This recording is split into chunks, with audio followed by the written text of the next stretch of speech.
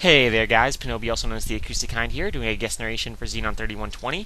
This is going to be part of his 18,000 subscriber special, so big grats to him on 18,000. He has done a lot of stuff for the community, made a lot of videos, started things like SO and Supporter Showcase and SOS and all of these great initiatives.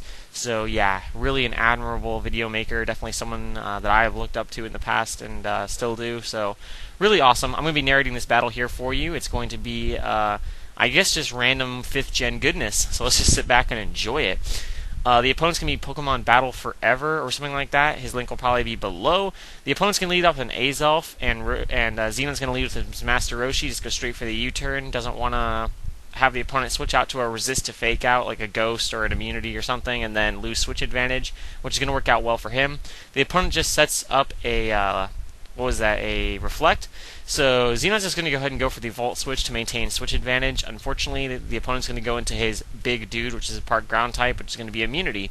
So Xenon's going to go into his Salamence for the Intimidate, and also the immunity to the super effective stab ground move that would have hit Manectric, which is good for him. So now he's going to switch out to his Gastro, maybe predicting a Stone Edge. I'm not actually sure if that dude learns Stone Edge. And even if he does, if that's like something people would commonly run, but a Gastro would be able to resist it.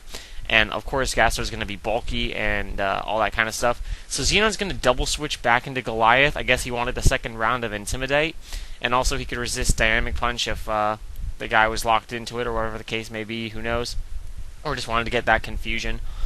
And there was a double switch back to the Uxie, which doesn't really do much against Xenon's team, because Xenon's team seems to be very defensive based on status and phasing.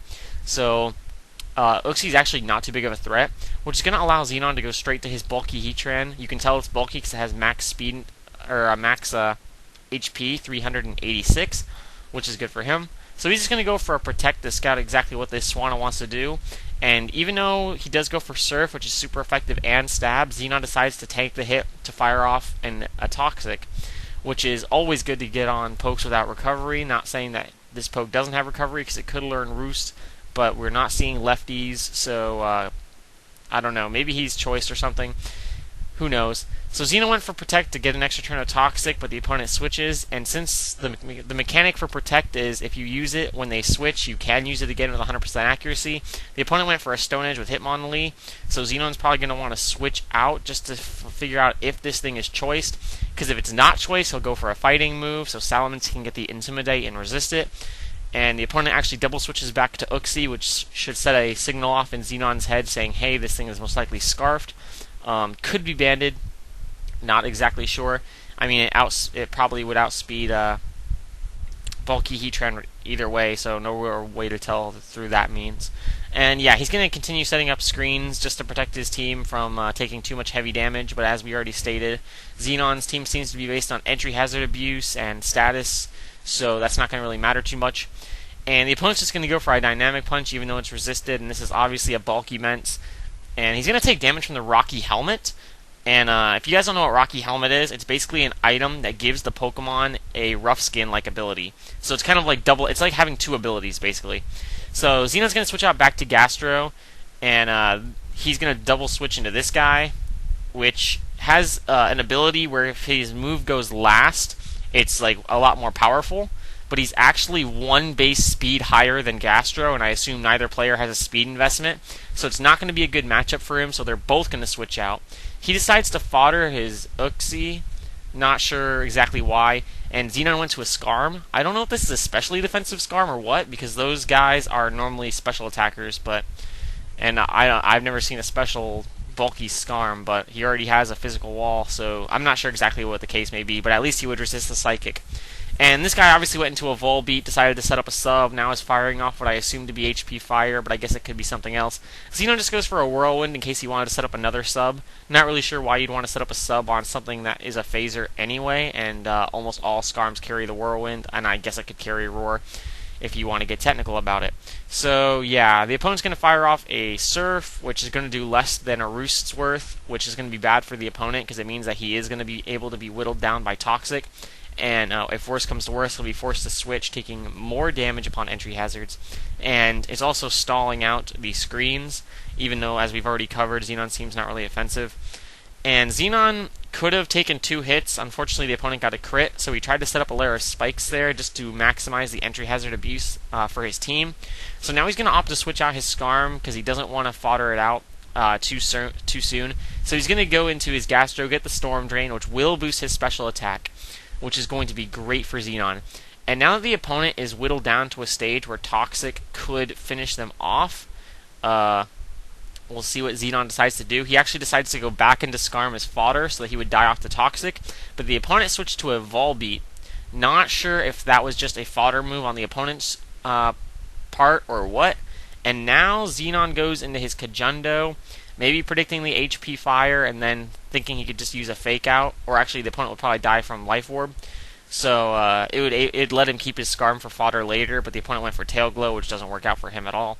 And now he's going to go into this Hitmonlee. Xenon doesn't want to take a fighting move, obviously, so he's going to fodder out his Scarm to see what the opponent wants to lock himself into. He does decide to lock himself into the stab high jump kick, so that means that Xenon can easily go into his Goliath, get the Intimidate, and he has the resistance, and he's already in, he's a bulky Mence, and he's going to get the Rocky Helmet damage. So this is working out perfectly in Xenon's favor. This bulky Mence is actually a very nice core to this team, getting the Intimidate, also being bulky, also being a phaser that gets a little bit of stab damage as it goes, and yeah, the entry hazard abuse is working out perfectly. It's unfortunate for the opponent that he did not pack a spinner. So he's going to go back into this guy, but we've already seen this wash, rinse, and repeat. He really cannot match Xenon. Although Xenon does decide to switch out to Gastro, not sure exactly what the thought process was there. And I actually wasn't really paying attention. I think this big dude has Life Orb. I think. So, yeah, he's easily going to get stalled out due to that, plus the Toxic. And also, if he decides to attack Mence, then yeah, he'll be getting that damage as well. So Xenon swapped out, then went back into Mence because it gets the Intimidate, and it pretty much cinches that kill for him. So the battle's starting to wind down here. The guy's going to bring in his, whatchamacallit, I always forget that guy's name. I think in the Japanese it's like Beeb or something like that. And he opts to go for a Calm Mind, which is a really risky play, considering that Xenon is a phaser, but he really didn't have much of a choice. He tried to take advantage of the confusion, hoping he'd get a +1, and he really had no choice but to go for a really ballsy move at that stage, because he is kind of behind, and this Mence is a big, obvious threat to his team. So he goes for the Pursuit, probably predicting the switch, because he thought that Xenon would predict the Stone Edge, so he probably was predicting the switch to Heatran. But Xenon does not do that, so the Prediction Master is going to be Xenon in this battle. And he's just going to opt to roost up because the opponent's going to pretty much kill himself with all this entry hazard whittling.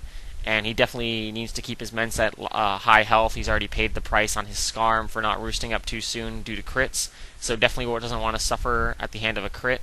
And he's finally going to break out of Confusion, which is great for him, and it's going to allow him to phase this Hitmonlee in once more, which is pretty much going to mean that it can't come in again.